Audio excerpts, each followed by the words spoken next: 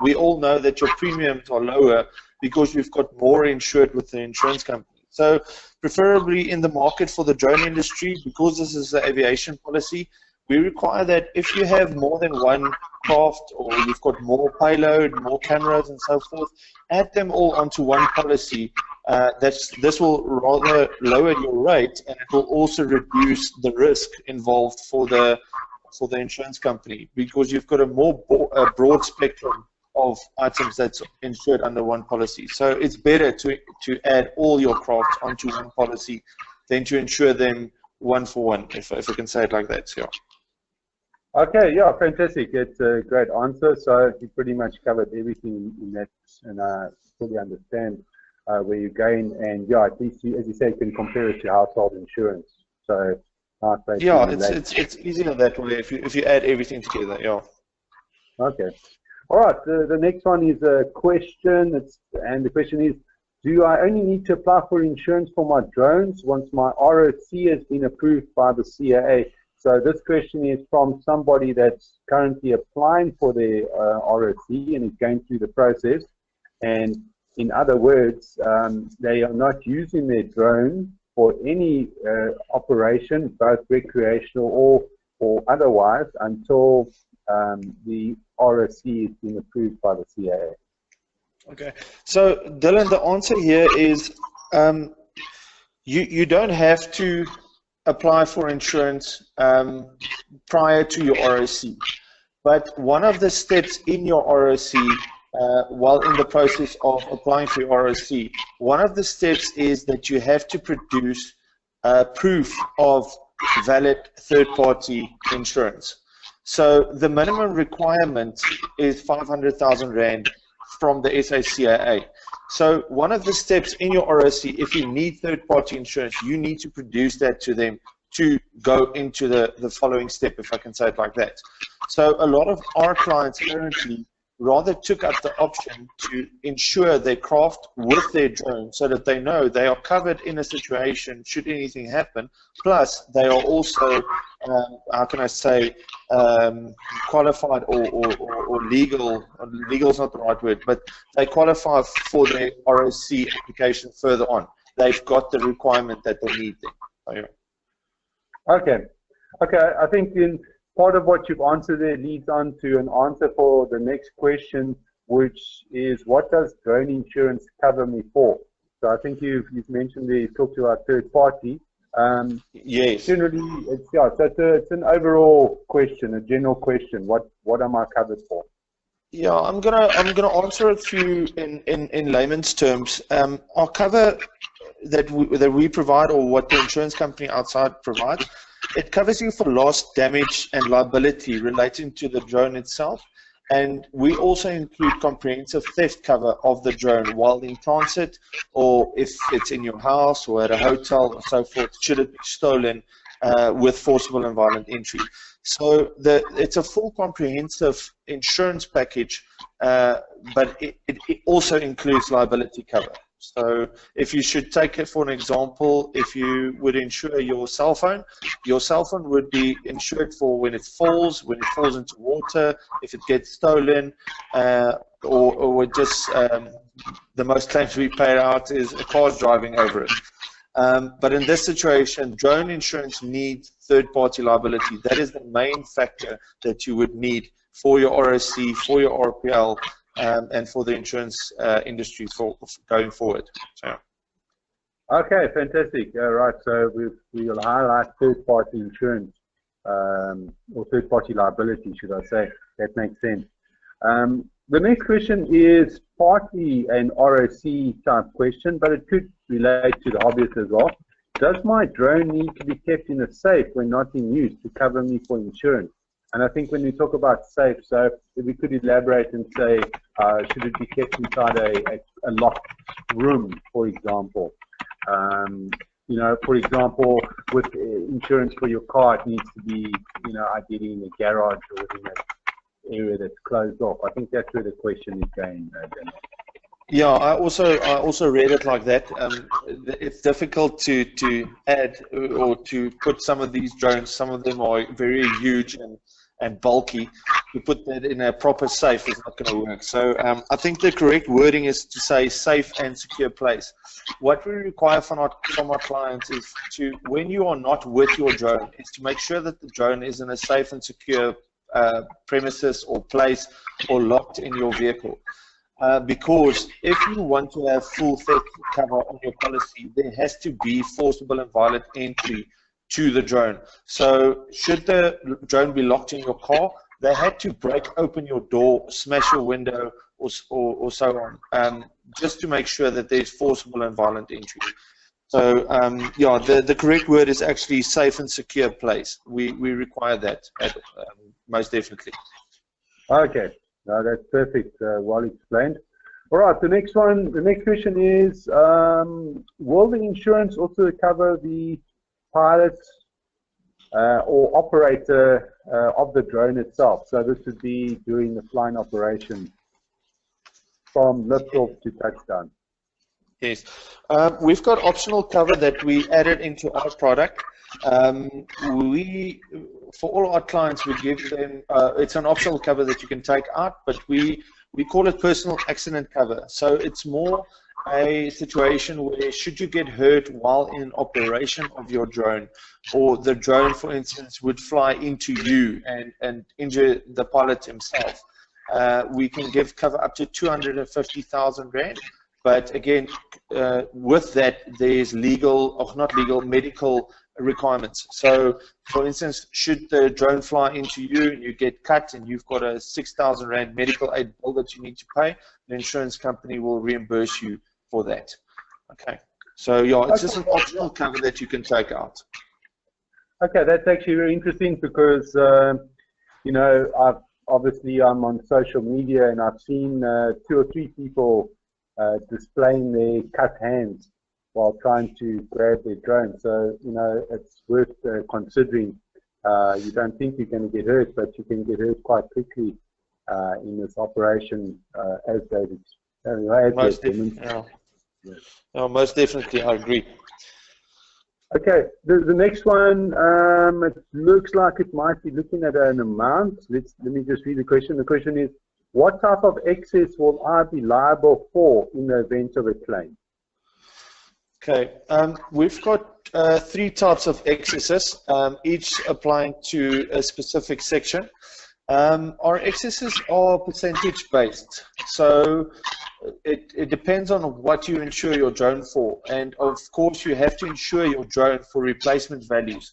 So to put it in normal figures that everybody is going to know and understand, if you purchased a Phantom 3 Pro, for instance, you purchased it for 25,000 Rand, you bought it about a year ago, they don't make the Phantom 3 Pro anymore. So it was replaced by the Phantom 4 and now currently the Phantom 4 Pro.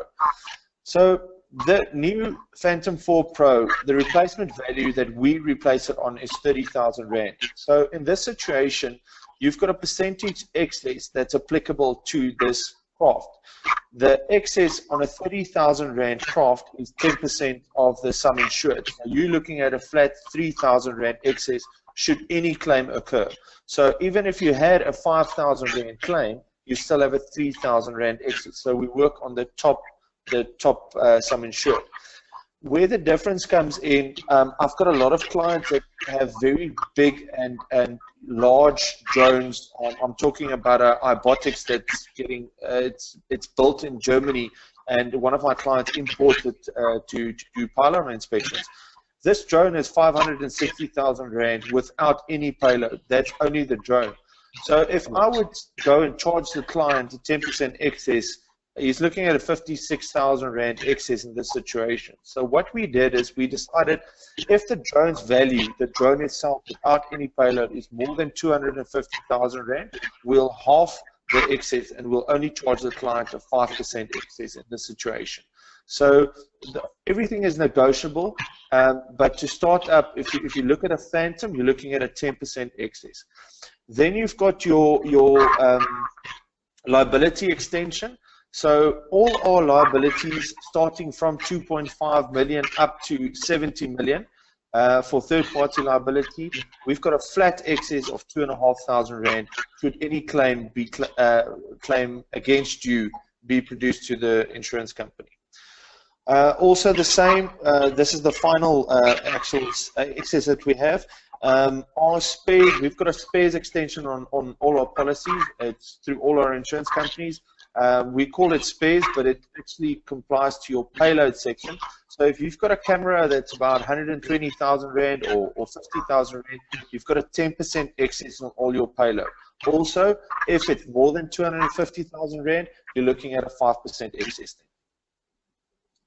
Okay, no, that all, yeah, that makes sense, what you've explained. So you're definitely giving the client as such, in your case, quite a lot of options to consider, and all seems to be coming down to the type of, specifically the type of drone that you're flying as well. This next question, I think you've kind of answered it already. I'll just read it and we can discuss it. Must I have a RPL before I can apply for drone insurance? And you already mentioned in the very first question that the hobbyist could still apply for insurance without the RPL. So I don't know, is anything you want to add to that one? Dylan, I would like to. The only thing, if you are a commercial operated drone pilot, you have to have an RPL, as we all know. You have to be qualified. So to have full comprehensive commercial insurance on your drone and to include third-party liability that you need for your ROC, you have to produce an RPL. So all our insurance companies that we work with, the first question they ask is the pilot, does he have a valid RPL license? Yeah. Okay, thanks, Daniel. All right, the next one's a longer question, and it's related now to the commercial operator. Will my ROC application be denied by the SACAA, so the South African Civil Aviation Authority, if I do not have insurance on the drones that are part of this operation, so part of your remote operator manual? Dylan, I'm going to answer it very straightforward. The answer is yes, due to the fact, as I said earlier on, you have to have third-party insurance as one of the, if I can say, tick boxes and requirements from the SACAA relating to your ROC. So the first requirement that they have relating to the insurance industry is you have to have a minimum of 500,000 Rand third-party liability. Our minimum that we offer all our clients is we start at a 2.5 million Rand liability, and from there on, it's for each client to decide how much he wants. So yes, the answer is you have to have third-party liability for your ROC, but it's not a requirement that you have to insure the hull or the payload itself. That is not a requirement from the SACAA, and they can't deny your application for ROC if you did not insure your craft. Okay, no, that's well understood. So basically, all of these questions, at the end of it, it's all leading towards third-party insurance. Needs to be on top of the agenda for the. Yeah, that should actually be the first thing that any RPL pilot, if he's got his license, that's the first thing that he should actually go and look at. And rather taking out that insurance, because that is the main thing that I think why South Africa clamped down, or the SACAA clamped down on these guys. There's a lot of liability involved in flying an aircraft, and I think that is why this is such an important topic to discuss. Yes. Okay, perfect, Daniel. Last question from my side, and then I see there's quite a few from the people that have joined the webinar, which is fantastic. So I'll read them off now. My last question that I got on this list is, can my drone insurance application be denied by the service provider?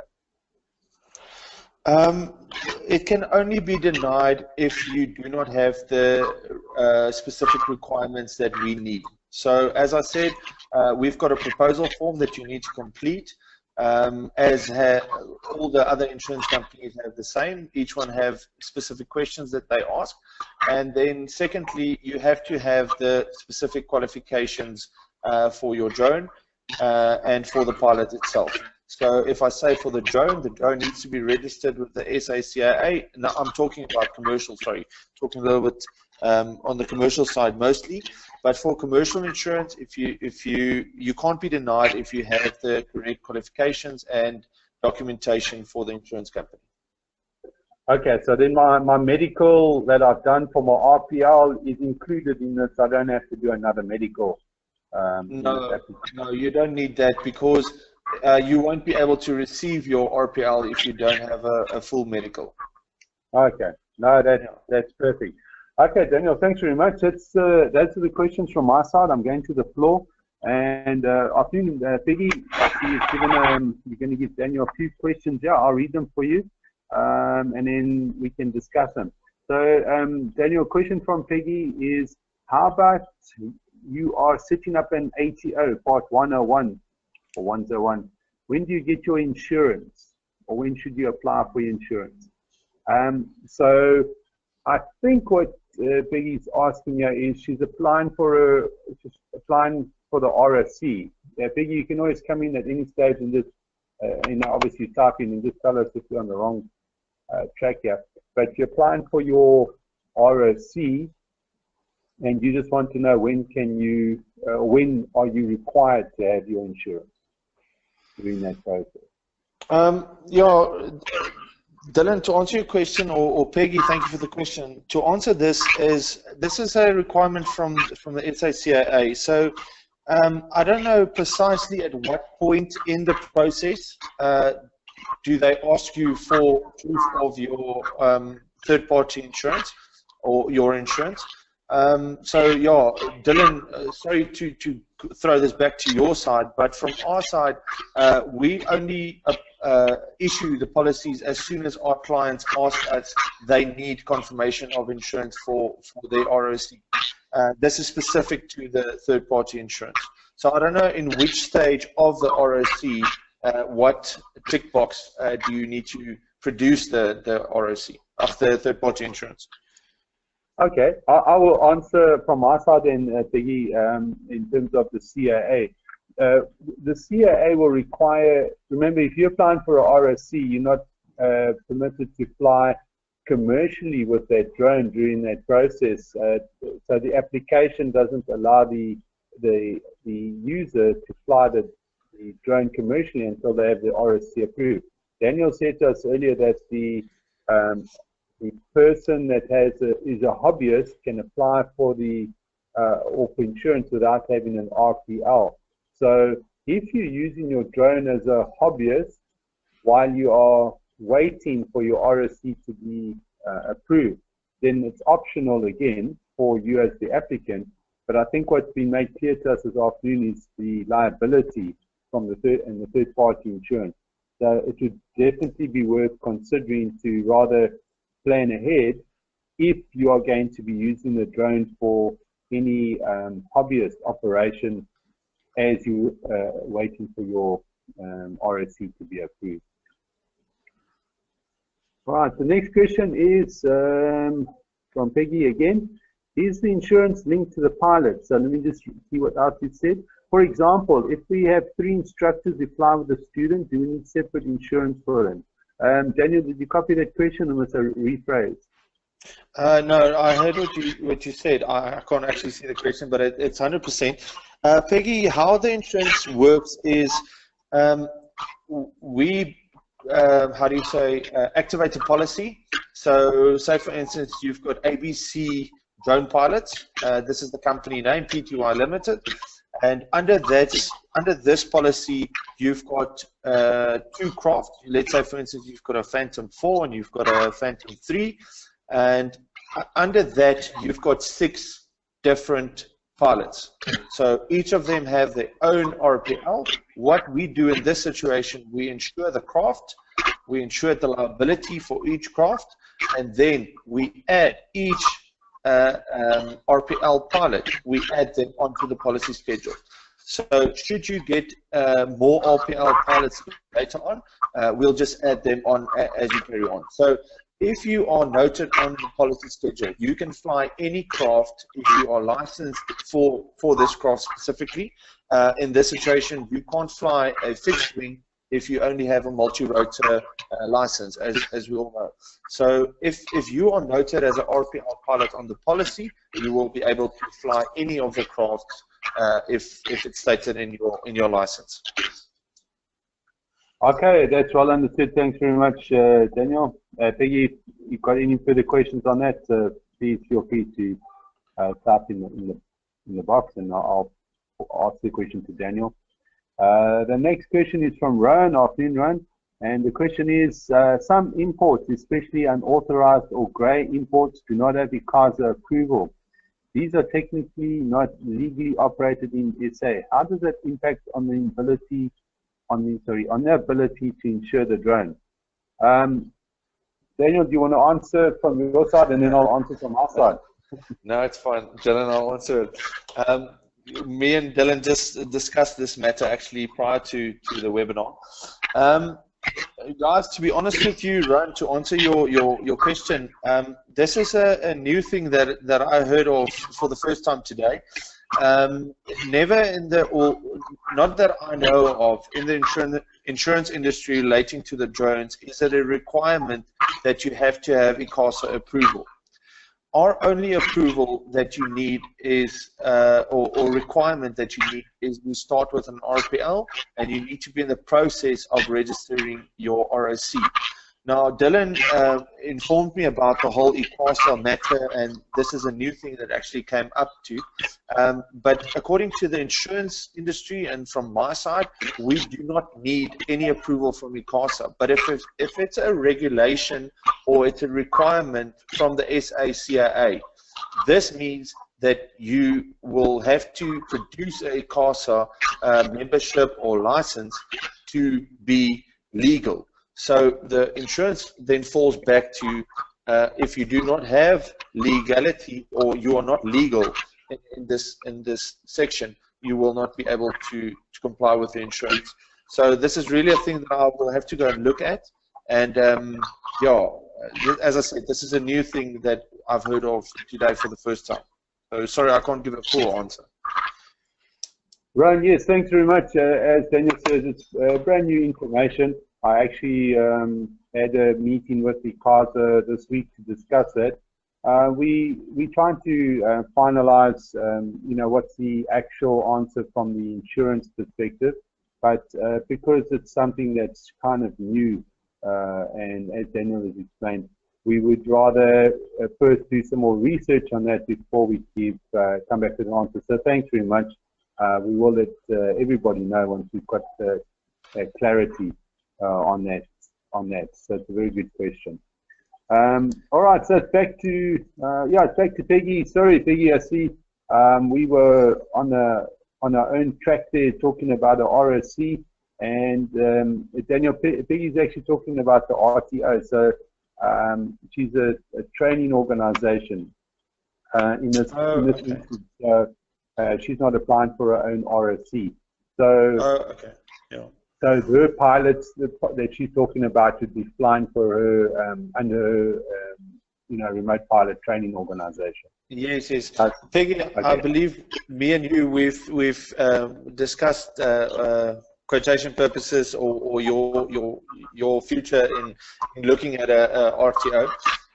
Relating to the insurance, I do believe that you will require insurance as soon as you start with your RTO and your training school. So this is a different type of insurance that we can discuss. This is specific to training schools themselves. I will be able to assist you with that. Okay, so Peggy, there we go. Daniel definitely get in contact with you, and you have his contact details. If you don't, or anyone needs it, please just email us, and we'll gladly assist and facilitate to ensure that you get the correct information. Daniel, is there anything else from your side that you'd like to just add to with regards to insurance, or let's say in the past? Let me ask a question to help you with this. In the past, say 6 months, how's it look in terms of clients coming forward and applying for insurance?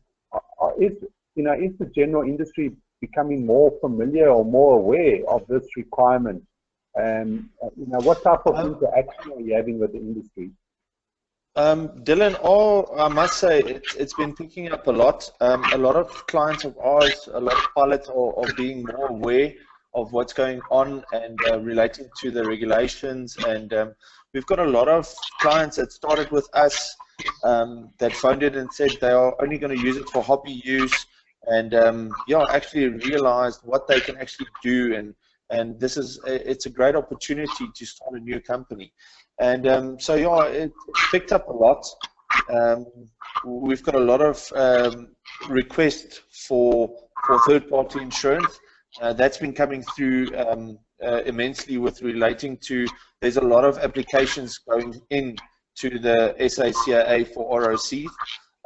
Yes, as I said during today's discussion, the first thing to start with is, and for everybody that's listening, I would really recommend that you go and make contact with your broker, make contact with us, but ask about third-party insurance and ask how you can be covered under this policy.